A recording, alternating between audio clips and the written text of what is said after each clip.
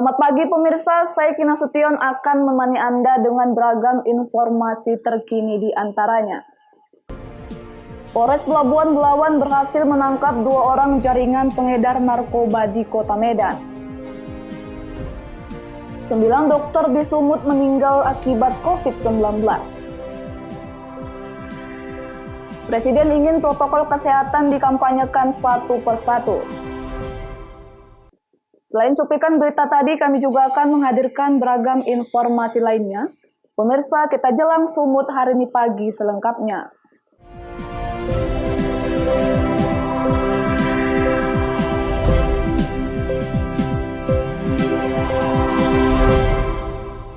Kita ke informasi pertama. Pemirsa, Polres Pelabuhan Belawan berhasil menangkap 2 orang jaringan pengedar narkoba di Kota Medan. Selain mengamankan pelaku, petugas berhasil menyita seberat 249 gram narkoba jenis daun ganja kering siap edar.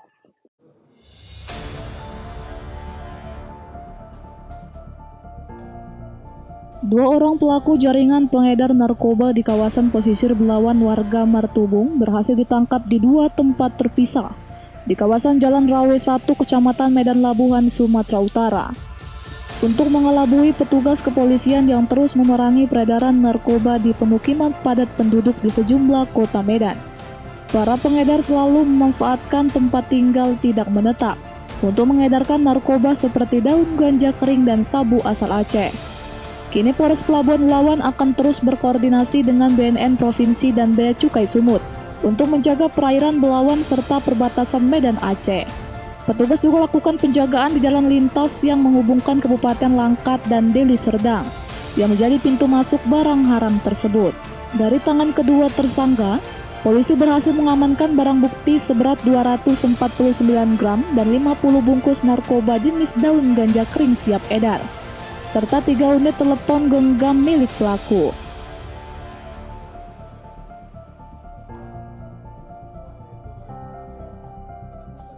Diinterogasi mengaku bernama M. Said.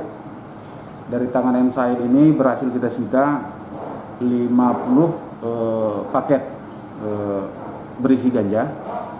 Kemudian si Said mengaku bahwasanya barang ataupun ganja tersebut dia peroleh dari temannya. Dari temannya atas nama Ahmad Jimmy. Sehingga berkat kejelian anggota kita untuk melaksanakan pengembangan ke lapangan, sehingga 1 jam kemudian berhasil kita tangkap Ahmad Jimmy tadi.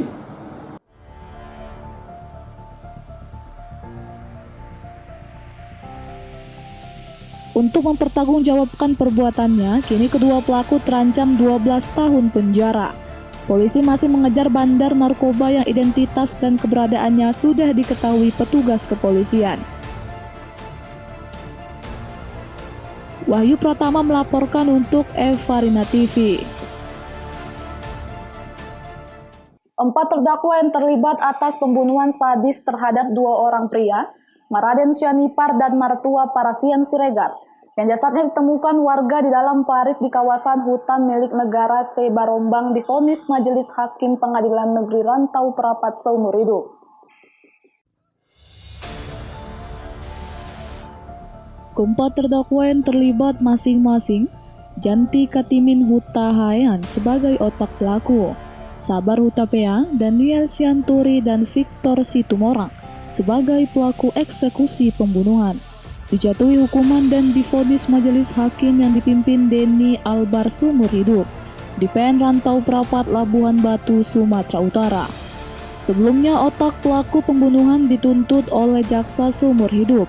Sementara 3 pelaku pembunuhan dituntut masing-masing dengan 20 tahun penjara. Menyikapi atas putusan hakim tersebut, 2 orang penasehat hukum keempat terdakwa langsung menyatakan banding atas putusan hakim tersebut. Sementara Rawatan Manik selaku jaksa penuntut umum dalam perkara tersebut menyebutkan, pihaknya menyikapi vonis ini dengan memanfaatkan waktu 1 minggu untuk berpikir sebelum nantinya mengambil sikap untuk terima atau melakukan upaya banding. Dapat kita jelaskan itu terhadap putusan atas nama Janti Katimin Sianturi itu telah diputus seumur hidup, itu sesuai dengan tuntutan kita. Namun terhadap Sabar, Hutapea dan kawan-kawan itu yang kita tuntut dalam selama 20 tahun telah diputus juga selama seumur hidup. Sementara Juspi Naraya Boru Simamora yang merupakan istri dari korban Maraden Sianipar merasa puas dan berharap putusan ini tidak lagi berubah. Mudah-mudahan dipertahankan dan tetap seumur hidup, jangan ada lagi perubahan. Berarti puas Bu ya dengan hasil putusan ini ya? Dengan hasil putusan ini puas? Sebenarnya ada lagi nyangkut di hati. Si hari ini harus dapat, itu ya otaknya semuanya. Ucok Sitorus melaporkan untuk Evalina TV.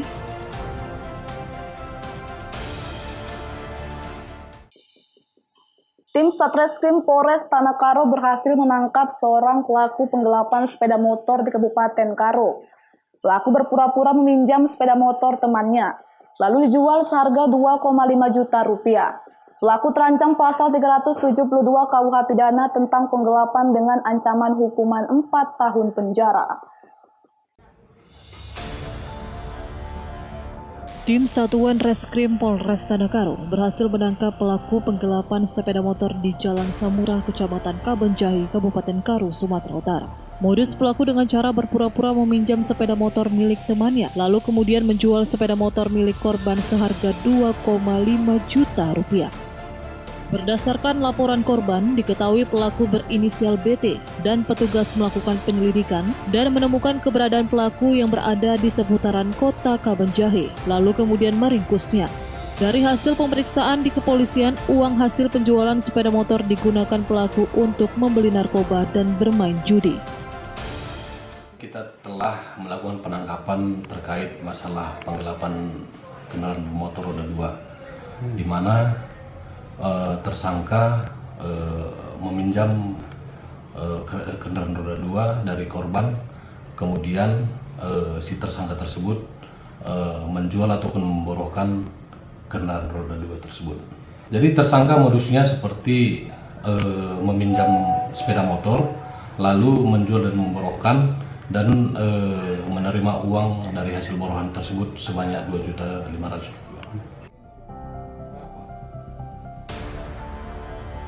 Untuk mempertanggungjawabkan perbuatannya, pelaku saat ini sedang menjalani pemeriksaan di Satreskrim Polres Tanah Karo dan terancam pasal 372 KUH Pidana tentang penggelapan dengan ancaman hukuman 4 tahun penjara. Chandra Bukit melaporkan untuk Evalina TV.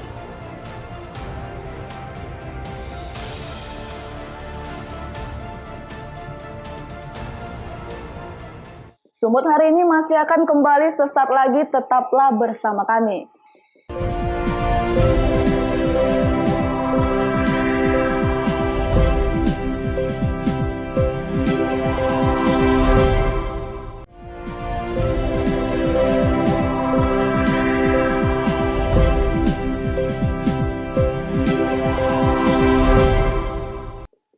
Terima kasih masih bersama kami.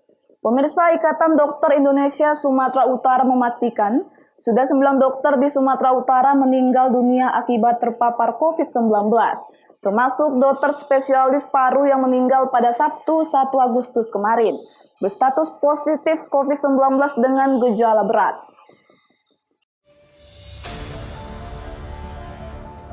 Dr. Andika merupakan dokter ke-9 di Sumatera Utara yang meninggal selama pandemi COVID-19.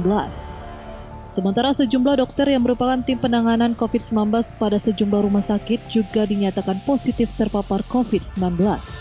Terkait jumlah dokter yang terpapar COVID-19 dan saat ini masih dirawat, Ikatan Dokter Indonesia Sumatera Utara tidak mendapatkan data yang akurat, termasuk dari gugus tugas percepatan penanganan COVID-19 Sumatera Utara. Namun berdasarkan informasi yang diperoleh dari kalangan sejawat, Sedikitnya 6 dokter dirawat di rumah sakit maupun isolasi mandiri. Dr. Andika merupakan salah satu relawan yang ditugaskan pemerintah Provinsi Sumatera Utara di Rumah Sakit Darurat COVID-19 GL Tobing Tanjung Merawa selama 2 bulan lebih.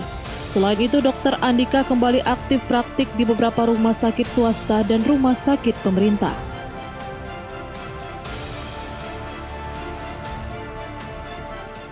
Benar apa adanya, dinyatakan bahwa dari pelayanan rumah sakit Columbia nyatakan bahwa itu COVID, dan itu diikuti dengan terpaparnya juga keluarganya, dan ada hasil pemeriksaan menunjukkan itu positif.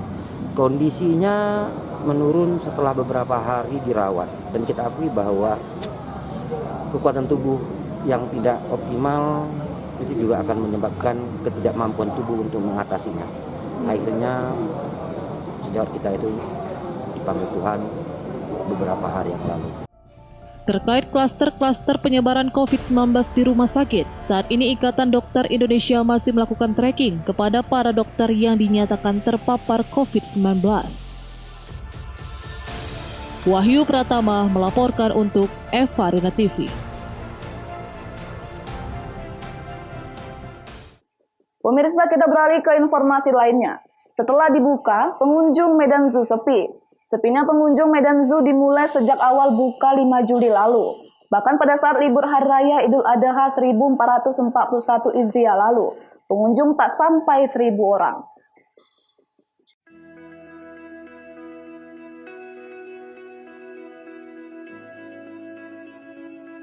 Libur Idul Adha tahun ini jumlah pengunjung Medan Zoo mengalami penurunan yang sangat drastis dibandingkan tahun sebelumnya.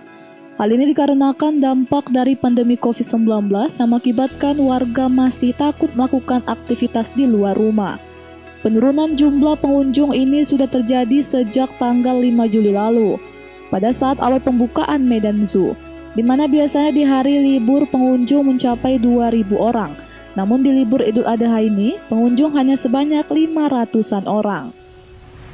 Henry Pangestu Samosir, manajer Medan Zoo menjelaskan, pihaknya juga masih merumahkan sejumlah karyawan akibat dampak pandemi COVID-19. Sementara itu untuk pemasukan yang ada, pangan dari satwa masih dibiayai oleh donatur. Dia juga mengimbau agar masyarakat tidak takut berwisata dan berkunjung ke Medan Zoo karena menerapkan protokol kesehatan secara ketat. Jumlah pengunjung kita kalau kita bandingkan dengan sebelum COVID ini memang jauh turunnya drastis, dari angka 2000-an menjadi 500-an. Jadi memang daya beli orang dan untuk mengunjungi Medan Zoo ini memang sedikit jauh berkurang. Ya, sampai saat ini memang karyawan kita sebagian memang dirumahkan. Menunggu trennya naik lagi baru kita pekerjakan lagi. Hari pertama Idul Adha itu sekitar 548 orang. Jadi di hari keduanya jauh sekitar 300-an. Jadi agak kurang sekitar 200-an gitu Pak. Medan Zoo merupakan wisata pilihan masyarakat Kota Medan. Hal ini karena lokasinya tidak jauh dari pusat kota dan memiliki suasana yang masih asri. Daniel Pekuali melaporkan untuk Evarina TV. Tanaman padi milik warga di Dusun 5 Desa Pematang Pelintahan Kecamatan Serampah Kabupaten Serdang Bedagai Sumatera Utara yang sudah mulai menguning diserang hama wereng. Akibatnya petani alami kerugian puluhan juta rupiah. Sekitar 20 rantai tanaman padi milik Legimin, 56 tahun, warga Dusun 5 Desa Pematang Pelintahan, Kecamatan Serampah, Kabupaten Serdang Bedagai, Sumatera Utara diserang hama wereng. Saat hama menyerang tanaman padi, kondisi pada saat itu sudah mulai berisi dan tidak lama lagi panen. Namun dalam sekejap tanaman padi tersebut mengering akibat diserang hama wereng, sehingga para petani mengalami kerugian yang diperkirakan mencapai puluhan juta rupiah. Dengan terpaksa petani memanen padi tersebut. Namun padi yang sudah dipanen tidak laku dijual karena kualitasnya tidak bagus setelah diserang hama wereng. Isi pada bulir padi tersebut tidak padat, bahkan banyak yang kosong. Sekitar 4 rantai padi dipanen menghasilkan sebanyak 6 goni. Namun panen musim ini menurun drastis jika dibandingkan dengan musim lalu, di mana sawah 4 rantai menghasilkan 16 goni. Ada berapa tuh Pak yang kena Pak? Ada berapa yang kena? Ini 10 rantai. Lahan Bapak seluruhnya berapa? Berarti 25 rantai. kotor lah, potong-potong dulu kan. 20 rantai lah. 20 rantai. Artinya berarti separuh ya Pak ya? Hasil yang Bapak dapat berapa? Belum dipanen, belum tua yang itu. Ada yang dari panen belum? Ini Berapa rantai? per rantai dapat 6 goni. Biasanya? Biasanya 16 goni, 4 goni musim ini. Itu pun nggak laku dijual padinya. Kenapa? Apa gini namanya, ngeper itu. Nggak ada isinya? Ya, banyak gabuknya. Banyak yang kopong ya? Kopong. Saat hama mulai menyerang tanaman padi, telah melakukan penyemprotan dan pihak Dinas Pertanian Kabupaten Serdang Bedagai meninjau serta melakukan penyemprotan terhadap hama wereng, namun hanya 1 kali penyemprotan saja. Abdul Malik melaporkan untuk Evarina TV. Sumut hari ini masih akan kembali sesaat lagi, tetaplah bersama kami.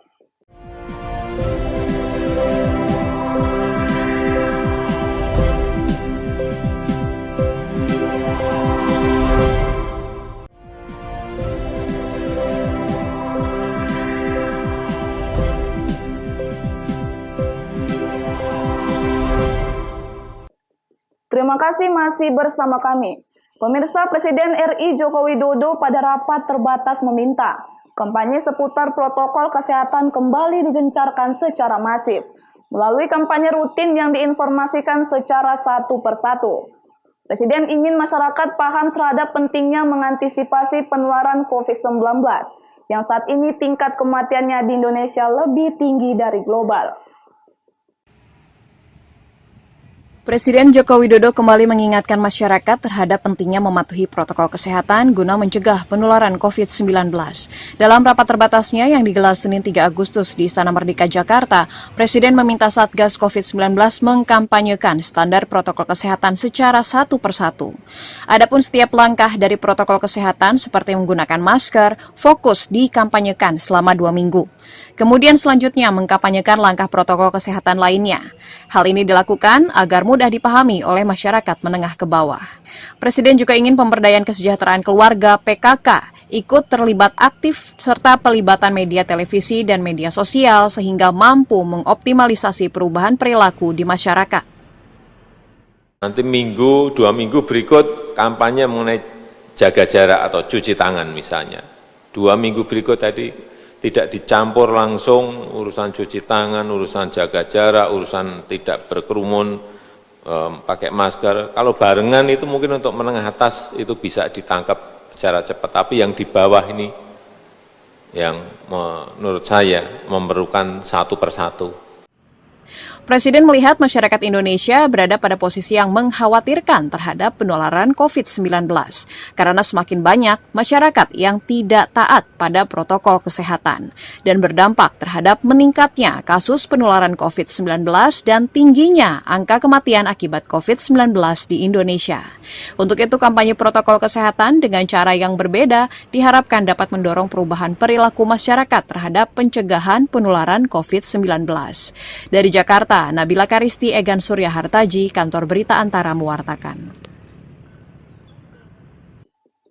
Tim Satreskrim Polres Tanokaro akhirnya menangkap otak pelaku penganiayaan serta pembunuhan yang terjadi di Kabupaten Karo beberapa bulan lalu. Pelaku ditangkap usai menjadi buronan hampir setahun setelah melakukan penganiayaan bersama dengan 12 orang temannya akibat permasalahan lahan.